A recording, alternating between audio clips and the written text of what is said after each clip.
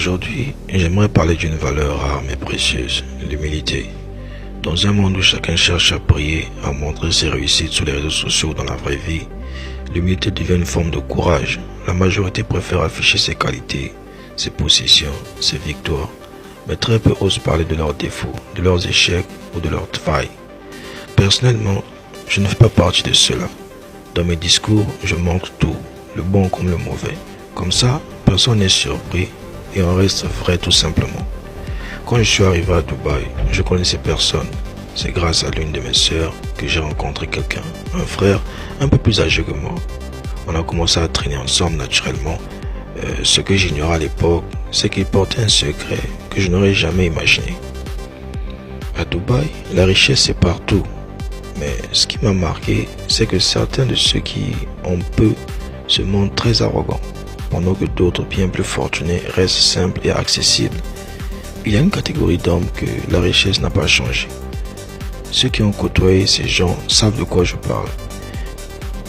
Et ce qui m'a le plus surpris, c'est que les Émiratis, souvent bien plus riches que les autres, sont aussi parmi les plus humbles. Si on te disait que tu étais en face d'un millionnaire en dollars, tu aurais du mal à le croire. Tunique traditionnelle, attitude détendue, peu de flafla, à l'opposé de ceux qui pensent que posséder une Ferrari fait d'eux des êtres supérieurs. Mais revenons à mon histoire.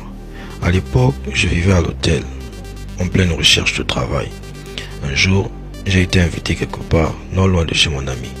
Je lui ai dit que j'allais y séjourner. Il m'a répondu non, viens chez moi, frérot. Je ne savais pas ce qui m'attendait. Ce que j'ai vu n'était pas une simple maison. C'était un véritable royaume.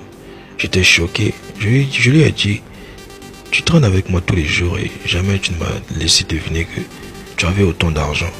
Il a simplement souri et m'a répondu, mais ce n'est que du matériel. Et là, sans m'en rendre compte, je suis devenu admiratif. On me demande souvent ce qui peut m'impressionner. Les belles paroles, les belles voitures, pas du tout. Ce n'est pas ça qui m'éblouit. Ce qui m'a touché chez lui, c'est son caractère, sa vision, son détachement des apparences.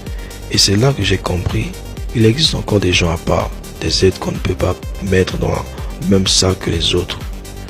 Dans ce monde où les gens veulent se montrer, dominer ou impressionner, l'humilité est une forme de grandeur que peu peuvent porter. Elle ne s'achète pas, ne s'affiche pas, et pourtant, elle illumine. C'est une richesse silencieuse mais éternelle.